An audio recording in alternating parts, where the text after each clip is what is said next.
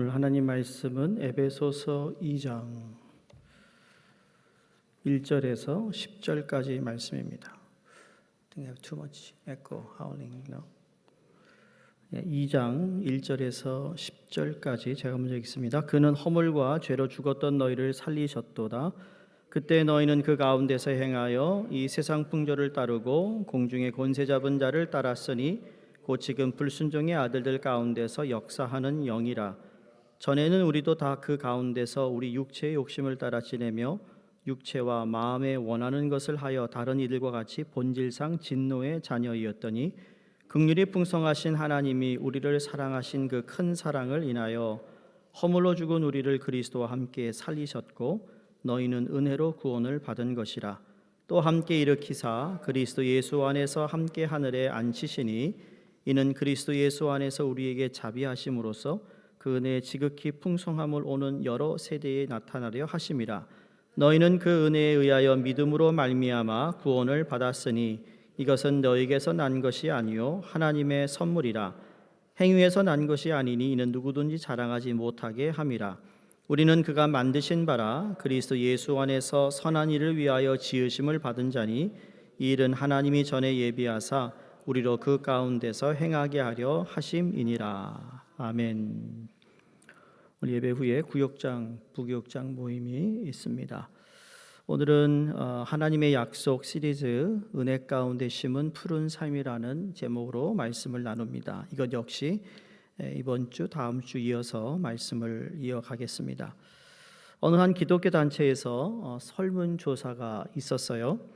설문조사 중에 질문이 이런 거였습니다.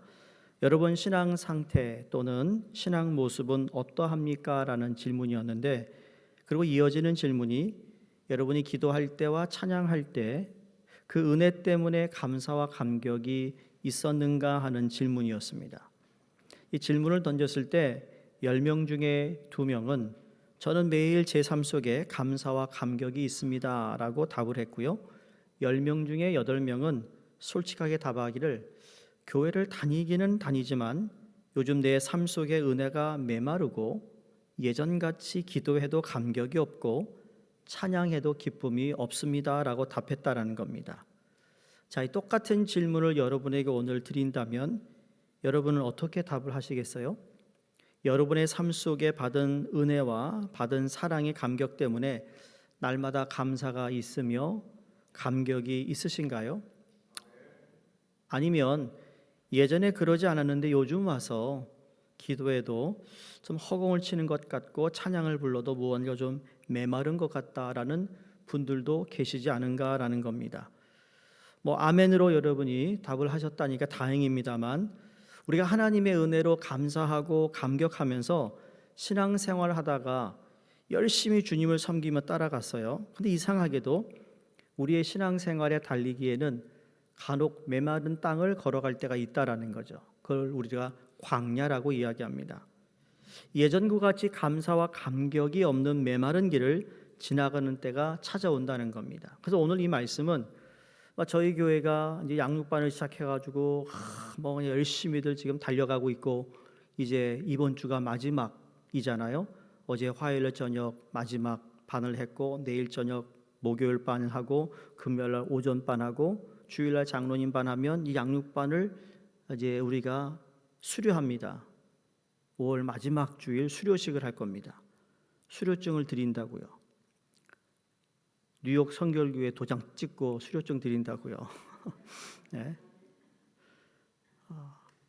그러니까 어떻게 보면 말씀으로 충만하고 은혜가 넘치는 삶을 지금까지 여러분이 달려왔는데, 우리의 신앙이라는 것이 매번 기쁜 건 아니잖아요. 매번 좋은 건 아니라는 거예요. 근데 그럼에도 불구하고 우리가 굴복 없이 가야 하는 삶을 살아야 된다는 겁니다. 어떤 분은 신앙생활을 이렇게 비유합니다. 마치 우물을 파는 것과 같다고 이렇게 표현하면서, 우물을 파놓고 처음에는 우물에 있는 물을 무한정 퍼다 그 물을 공급받는데 세월이 흘러 그 우물을 길어 쓰다 보니까 어느 시점에 가서 그 물이 마르게 되는 때가 온다는 겁니다. 그럴 때 어떻게 해야 하는가? 여러분 그때 어떻게 할까요? 또 다른 우물을 찾아 나서요? 그러면 여러분 주위에 우물 파는 일로 시간 다 낭비할걸요. 그럴 때는 우물을 더 깊이 파는 겁니다. 더 깊이 파서 이 생수가 쏟아져 나올 때까지 깊이 파야 한다는 거예요. 우리 신앙생활에도 신앙생활이 드라이하다는 생각이 들 때가 있습니다. 근데 성경을 보면 하나님이 약속하신 많은 약속이 주어졌어요. 그러나 문제는 그 많은 약속이 나와는 상관이 없는 것 같이 느껴질 때가 있다라는 거예요. 그때가 바로 우물을 깊이 파야 할 때라는 겁니다. 언제까지 파라고요? 물이 나올 때까지. 우리 양육반 하시는 분 한번 복습해 볼까요? 순종은 언제까지 하라고요? 이해가 되지 않아도, 그렇죠? 예, 순종은 될 때까지 하는 거라고 그랬어요, 그렇죠? 끝까지 하는 거예요, 끝까지. 하다가 멈추면 순종이 아닌 거죠. 내가 90%, 99% 달려갔는데 1% 모자라는 순종을 못했어? 순종이 아니라는 거예요. 그 1% 모자란 것 때문에 하나님을 경험하지 못하는 거거든요. 똑같습니다. 우리 이게 교회 보니까 다 그냥 음식 솜씨가 다 한 가닥들 하시는 분들이에요. 난 토요일 아침에 그렇게 한식으로 그냥 막 배를 채운 게 정말 얼마만인지 모르겠어요. 6.25 사변 이후로 처음인 것 같아요. 진짜요. 솜씨들이 얼마나 좋은지. 근데 아시잖아요. 음식을 하시는 분들은 밥을 짓던 뭐 찌개를 하던 뭐 생선을 굽든 간에 그게 정확하게 구워지는 시간이 있어요, 없어요? 그거 모자라 가지고 불을 끄면 어떻게 되죠? 먹을 수 있어요? 못 먹어요? 먹긴 하겠죠. 근데 이게 그 제맛이 안 나는다는 거예요. 똑같아요. 똑같아. 우리가 하나님 앞에 순종하는 것이. 자, 더 깊이 파려고 내려가면 하나님 우리에게 약속하신 그 풍성한 은혜를 맛볼 수 있는 삶을 누려야 되고 그것을 빼앗기지 말아야 하는 겁니다. 그럼 어떻게 하면 더 깊이 파 내려가서 풍성한 하나님의 은혜를 맛보며 살 수 있을까? 그 질문에 대한 답을 더 깊이 파 내려가기 위해 우리에게 구체적으로 있어야 할 태도를 에베소 2장 1절에서 10절에서 말씀을 주고 있습니다. 하나님의 은혜를 풍성히 맛보며 살기 위해 더 깊이 파 내려가기 위해서 우리에게 필요한 태도가 있습니다. 오늘 딱 두 가지만 얘기합니다. 첫 번째 태도는 은혜 받기 전 우리의 과거를 기억할 수 있어야 합니다. 은혜 받기 전 나의 옛 주소, 나의 옛 상태를 잊어버리지 말고 기억할 수 있어야 되는 겁니다. 그러니까 나의 과거의 잘못된 것들을 우리가 다시 상기시키는 것이 아니라 내가 어디서 출발했는가를 알아야 된다는 거예요. 오늘 에베소 본문을 읽으면서 우리가 이걸 그림으로 비교한다면 두 가지 색상을 사용하고 있습니다. 1절에서 3절은 어두운 색상으로 그려진 한 폭의 그림이라면 4절에서 10절까지는 분위기가 바뀌면서 굉장히 밝은 색상으로 그려진 그림의 모습으로 나타나고 있습니다. 우리의 과거가 어두웠는데 예수 그리스도로 말미암아 밝아진 거예요. 여러분 얼굴이 밝아진 거 아세요? 아니 이 예배당의 조명이 밝아진 건 아닌 것 같아요. 근데 여러분 얼굴이 밝아졌다고요.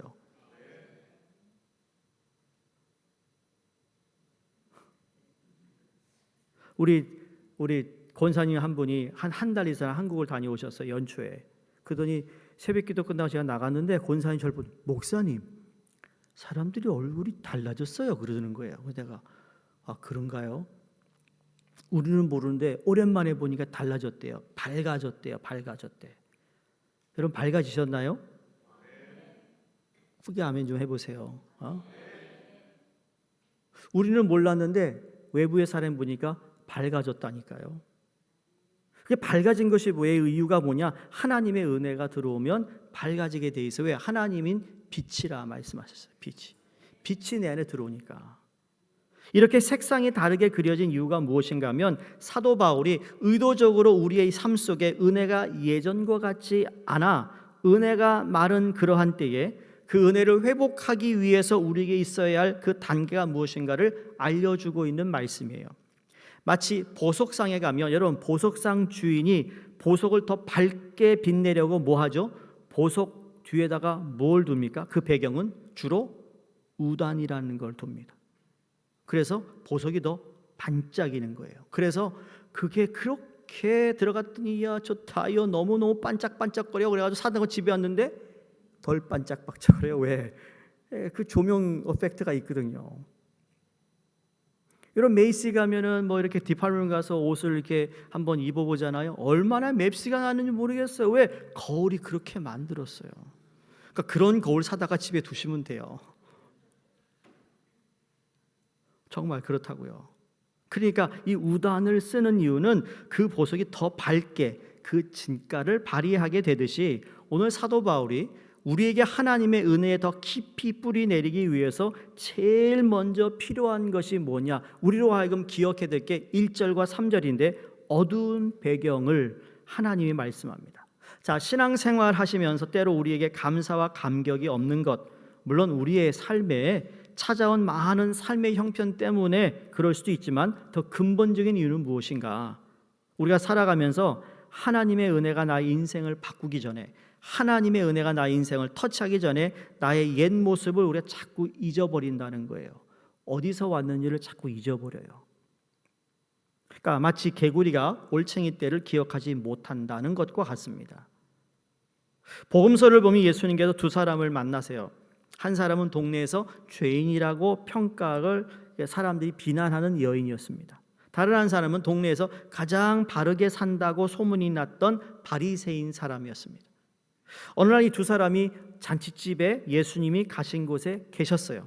그때 죄인이라고 알려졌던 여인이 주님을 만나 너무 감격해서 자기가 가지고 있는 비싼 향유를 깨트려서 예수님께 부으며 눈물로 예수님의 발을 씻겼다 그랬습니다. 바리새인이었던 시므온은 아무것도 하지 않았습니다. 아무런 반응도 나타내지 않았습니다. 그때 주님이 뭐라고 말씀하시는가 하면 누가복음 7장 47절에 받은 일이 적은 자는 적게 사랑한다. 그러니까 자기가 생각할 때 내가 받은 것이 적다고 생각하는 사람은 적게 감사한다는 거예요. 여러분 하나님께로 받은 것 적다고 생각하세요? 많다고 생각하세요? 너무 많이 받았다고 생각하세요?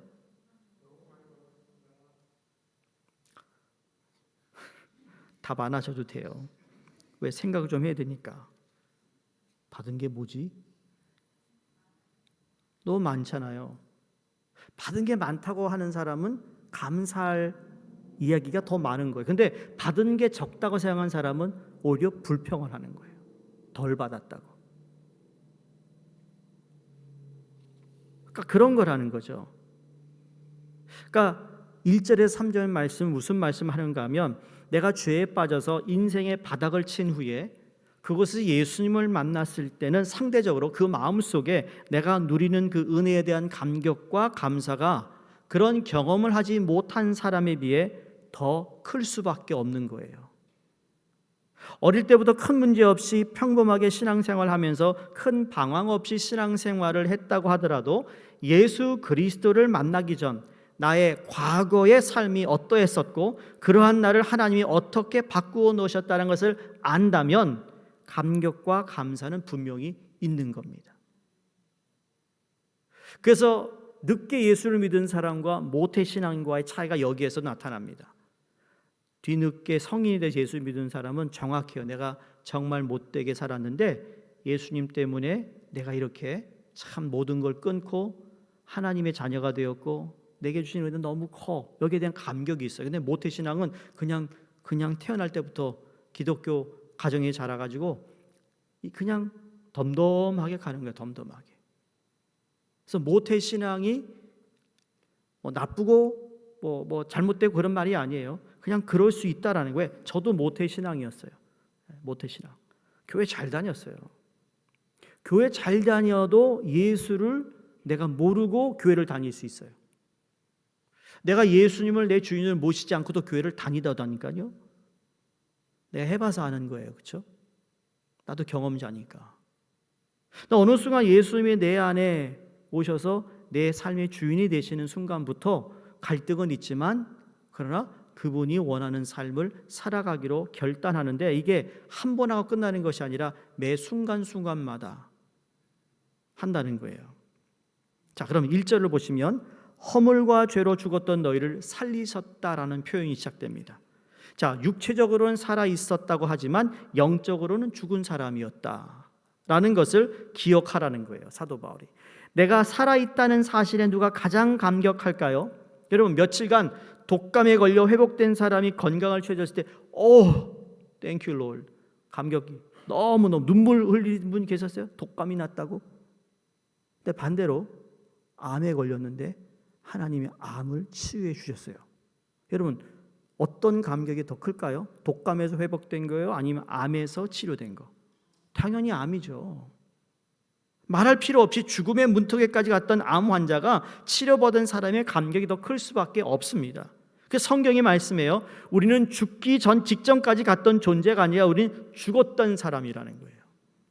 하나님이 그냥 내버려 두셨다면 하나님을 찾을 수도 없고 하나님의 사랑을 알 수도 없고 우리 인생의 영원한 곳에 소망도 있을 수 없는 그러한 죽은 사람이라는 것을 너희가 기억하라는 거예요. 그걸 기억하면 내 지금 삶에 어려움이 있고 문제가 있고 관계 문제 있어도 그거 큰 대수롭게 생각하지 않아도 된다는 거예요. 그러니까 영적으로 죽었다는 말은 육적 죽음에 가까이 갔다는 말을 들을 때 느낌이 다른 거예요. 그러니까 우리 몸이 조금만 이상하거나 아프면 금방 느낍니다. 아팠다가 회복이 되면 그거에 대한 감격이 있습니다. 감사는 있어요. 왜? 건강을 잘 챙겨야겠다는 생각을 합니다. 근데 영적인 죽음은 느끼지 못한다는 거예요.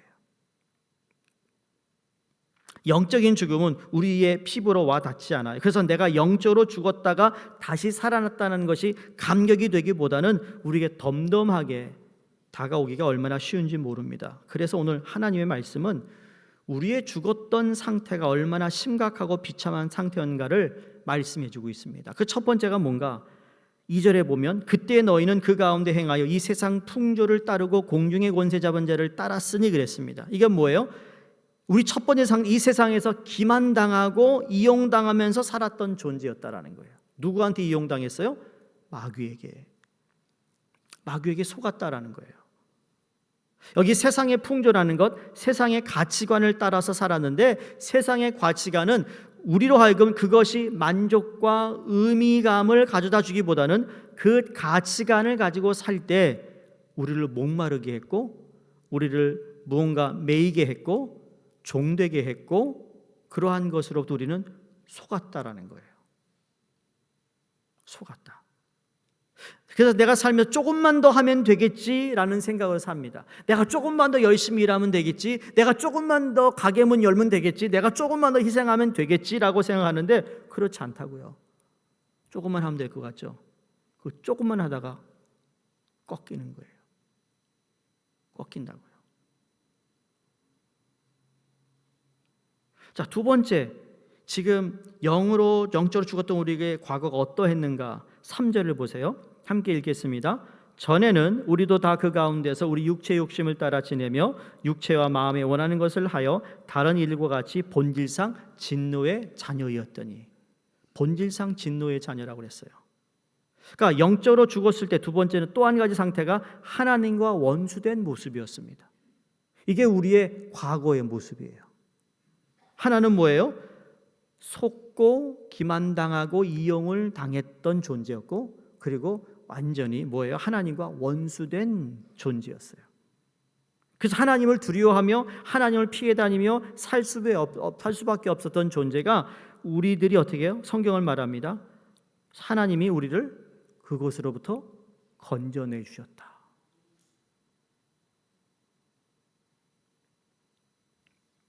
저희 아버지가 오래전에 교회가 뉴욕 성결교회가 빅토리 블루바드 모레비언 교회를 빌렸을 때였어요. 아버지가 가게를 하시면서 일찍 예배 때문인지 뭔지 교회 모임 때문에 들어오셔서 샤워하고 차를 몰고 가시다가 리치몬드 애비뉴에서 큰 사고가 났었어요. 돌아가실 뻔했어요. 차에 불이 나가지고. 그래가지고 누군가가 아버지를 차에서 꺼내놨어요. 그래서 안 죽으신 거예요. 그 안에 계셨으면 돌아가셨을 거예요. 아버지가 기절하셨으니까 누군가가 빼낸 거예요. 이제 병원에 실려가고 퇴원하신 후에 아버지가 그 사람을 찾으라는 거예요. 우리 아들들한테. 찾아라. 아니 어디서 찾아? 근데 찾았어요. 그래가지고 선물 보따리를 이만큼 사가지고 그 집에 갔다니까요.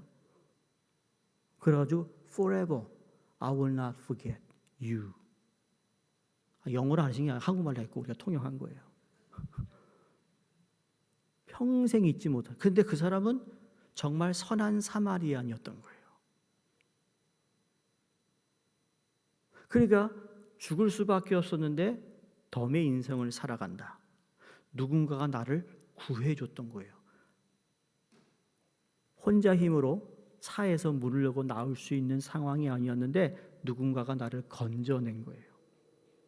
죽을 수밖에 없었는데. 여러분 그러한 경험을 하고 나면 여러분 삶이 그전처럼 살아갈까요? 그렇지 않을 겁니다. 하나님이 나를 어떻게 생각하는가? 하나님께서 내게 허락하신 이 회복이라는 것, 생명을 주셨다는 것이 도대체 무슨 의미인가라는 것을 다시 한번 생각하고 묵도하고 살아간다는 겁니다. 그래서 오늘 에베소서를 기록했던 사도 바울은 자신도 예수 그리스도를 만나고 난 후에도 그는 종종 그가 묵상하는 시간에 하나님 앞에서 자기가 나와 자기 옛 모습을 돌아봅니다. 사도 바울이 간혹 서신에서 그러잖아요. 나는 죄인 중에 괴수다. 나도 갈등한다. 내 안에 하나님의 영의 법이 있고 육신의 법이 있는데 이게 계속 싸운다. The wretched man that I am, who could save me from my struggle. 그러니까 나의 이런 갈등에서 누가 나를 건져주리오라고 고백하잖아요. 로마서에. 그러면서 그가 마지막 결론은 뭐예요? 답이 없어요. 누가 나를 세이브해요? 누가 나를 구해줘요? 사도 바울의 고백이 마지막 부분에 엉뚱하게 대답을 하는데 그게 맞는 말이에요. 나는 예수님만 자랑하겠다. 예수님만 자랑한다. 디모데전서 1장 15절에 죄인 중에 내가 괴수였다고, 죄인 중에 내가 우두머리였다고 바울이 고백하면서 과거에 머물면 안 되지만 나의 과거를 잊어버리면 하나님의 은혜로 나를 바꾸기 전 나의 모습이 얼마나 처참했다라는 것을 잃어버리면 우리는 감사하기보다는 요청, 요구, 그러한 삶을 더 그냥 불평하는 그런 삶으로 살기가 더 쉽다라는 거예요. 여러분이 이민 왔을 때 초기와 이민 30-40년을 살 오늘과 삶이 어떠세요? 여러분 옛날에 이민 가방 2개 들고 왔다는 얘기 표현 많이 쓰잖아요. 이민 가방 2개. 이민 가방 2개 들고 오셨어요? 우리 다 2개 들고 온 것 같아. 부부면 4개, 자식이 있으면 좀 더 들고 들어왔어요. 지금 여러분 집에 가면 이민 가방 2개에 다 넣을 수 있나요? 못 넣어요. 그것만 보더라도 나는 그때보다 훨씬 많은 것을 하나님이 주셨어요. 그걸 생각하면 고맙습니다 해야 된다는 거예요. 그런데 우리는 그걸 보면서 아이고 옆집엔 저 TV 샀다는데 우리 TV는 아직도 이거네 라고 컴플레인한다면 하지 말라는 거죠. TV도 안 보면서 말이에요. 옛날에 그런 얘기 많았잖아요. 한국 사람이 이게 열심히 맨하탄에서 데일리에가 돈을 벌었는데 큰 집을 산 거예요. 근데 여러분 큰 집을 사면 큰 집에 맞는 가구들을 들여놓잖아요. 그렇죠? 근데 큰 집에 맞는 가구는 들여놓지 못하고 그리고 가드닝도 제대로 못해요. 왜? 여전히 맨하탄 가서 열심히 일을 하니까.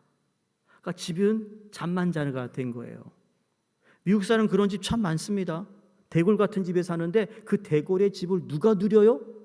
거기서 일하는 내니가 누려요.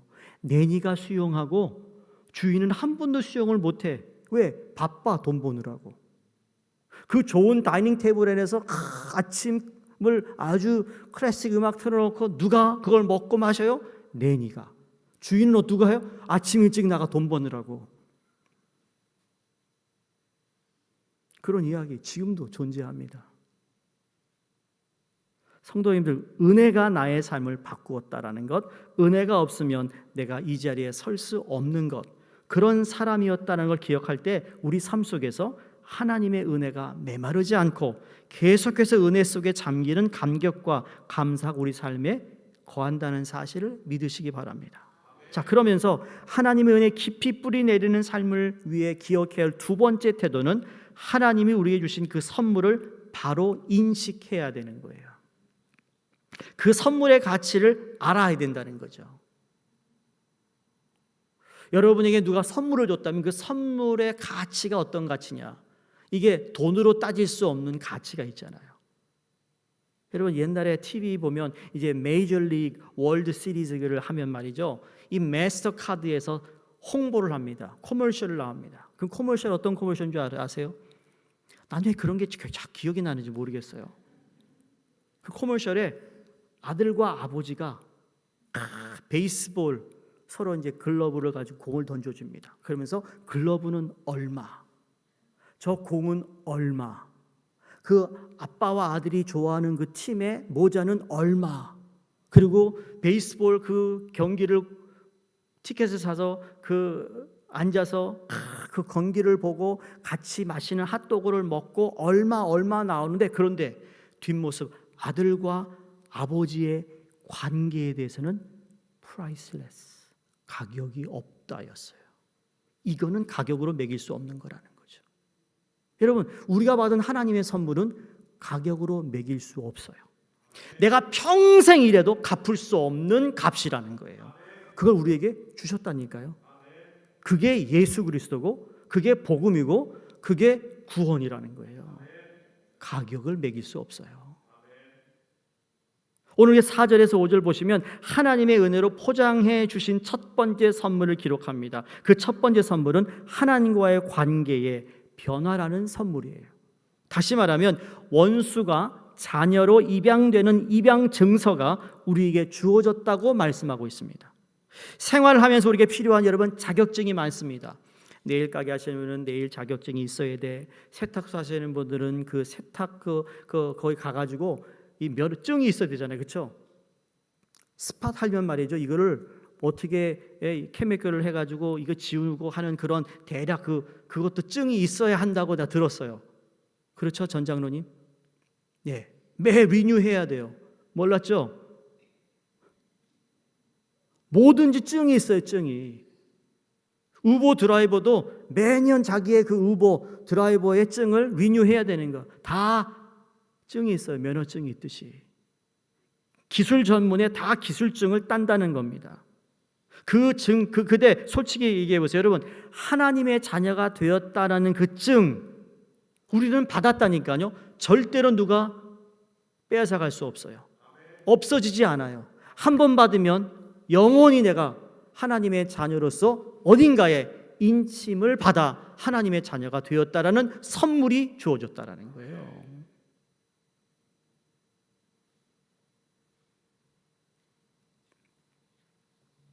지난주에 It's okay with Jesus라는 그 스티커를 전 아직 못 붙였어요. 차를 좀 깨끗이 닦은 다음에 붙여야 되잖아요. 더러운데 붙일 수는 없잖아요. 그렇죠? 조금만 기다리세요. 그건 무슨 말이냐면 그 복음의 전함을 다 갔다 온 사람들은 마음의 감동을 받아 그걸 다 붙여놔요. 그건 증은 아니지만 그 붙여놓으면 무슨 의미를 가지고 있어요? 내가 예수 믿는 사람이다. 예수 믿는 사람이니까 이제 그거 붙이고는 절대로 스피드를 못하는 거예요. 앞에서 막 그냥 reckless driving이 불가능한 거예요. 그거 붙이는 순간 이제 끝나는 거예요. 그건.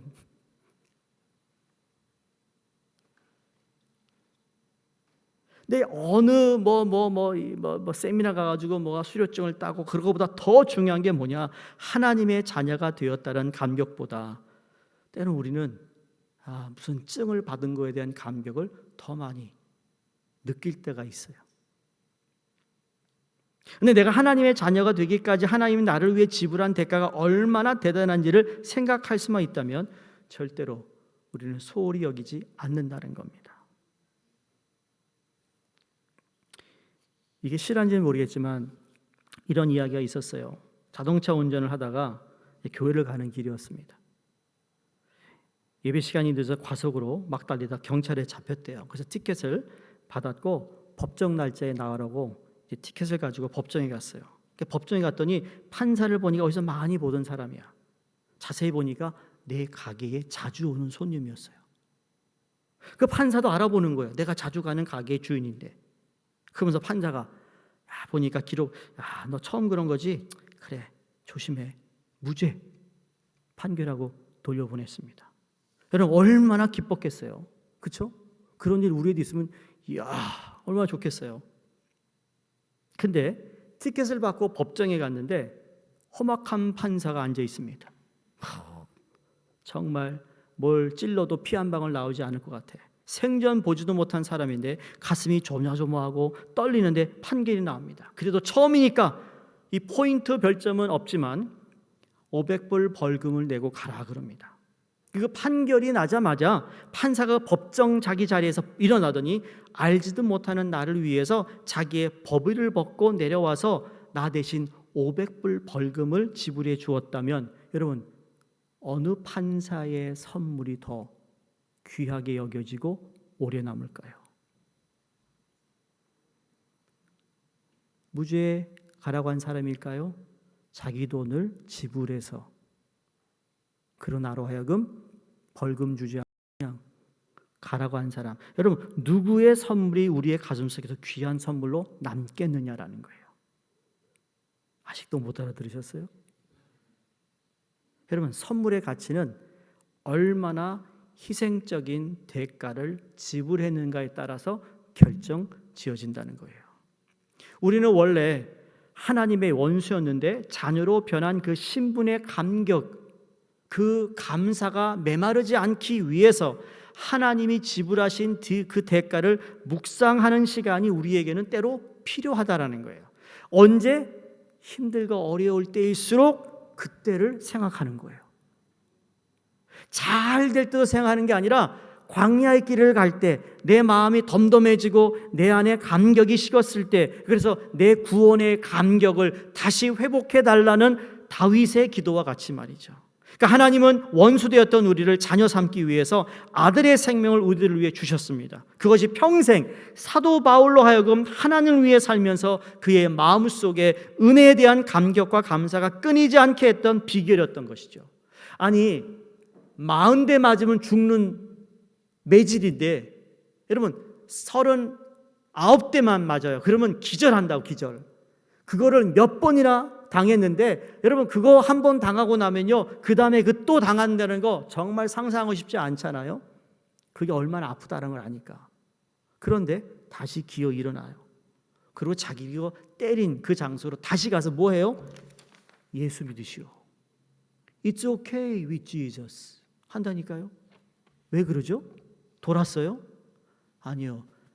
내가 너무 힘들고 정말 쓰러질 것 같지만 나에게 주신 하나님의 선물은 가격으로 매길 수 없을 뿐만 아니라 내게 주신 것이 너무너무 감사해서 나는 평생 이렇게 하다가 몇 번 더 맞아도 갚을 길 없어.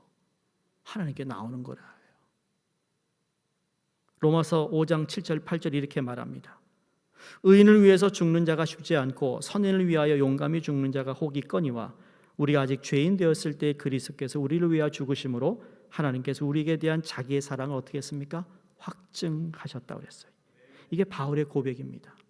하나님이 내가 대단한 학자이고 하나님 위에 쓸모 있기 때문에 하나님이 나를 위해 값을 지불한 것이라고 고백하지 않습니다. 내가 아직 죄인 되었을 때, 내가 아무런 쓸모없는 그런 존재였을 때, 사용 가치도 없고 아무 쓸모없는 가치였을 때 하나님이 나의 모습 그대로를 사랑하시며 그 값을 지불하신 하나님이라고 바울은 자신의 감격을 기록하고 있습니다. 성도님, 우리도 이 귀한 선물을 잊지 않기를 바랍니다. 사순절 때만 예수님의 고난을 생각하는 게 아니고 여러분, 우리는 평생 예수님이 나를 위해 흘리신 보혈이 어떠한 것인가를 생각하고 또 생각하고 묵상함으로 내 안에 흐르는 하나님의 은혜가 메마르지 않아야 됩니다. 저희 모두는 너무나 귀한 것을 받았어요. 받지 못한 사람처럼 살지 않았으면 좋겠고 가장 좋은 것을 이미 받았기 때문에, 그렇죠? 가장 좋은 걸 받았기 때문에 예수를 믿고 난 다음에 주어지는 모든 건 따라해 보세요. 보너스다. 네? 보너스다. 보너스다. 다 보너스예요. 우리는 보너스를 받고 살아요. 그러니까 매일 보너스 받는 거예요. 매일 보너스. 아침에 일어나면 보너스. 응? 잘 때 또 내일 보너스를 기대합니다.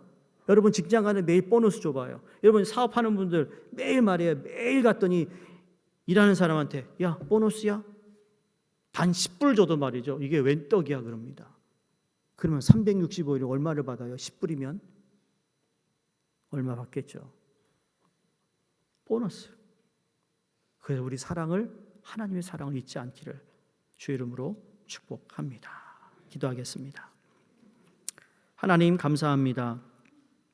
우리에게 주신 하나님의 선물이 너무나도 소중해서 때로는 그 소중한 것도 잊어버리고 우리가 살아갈 때가 있습니다. 하나님 다시 한번 오늘 말씀을 통해서 하나님 우리에게 주신 소중한 선물을 잘 간직할 뿐만 아니라 하나님의 은혜가 우리 가운데 흘러 넘치도록 다시는 메마르지 않도록 구원의 감사와 감격이 우리 가운데 있게 하여 주시옵소서. 그 누구도 빼앗을 수 없는 예수 그리스도 그 사랑을 오늘도 찬양으로 고백하며 이 시간 기도합니다. 우리의 기도를 들어 주시옵소서. 예수님 이름으로 기도드리옵나이다. 아멘.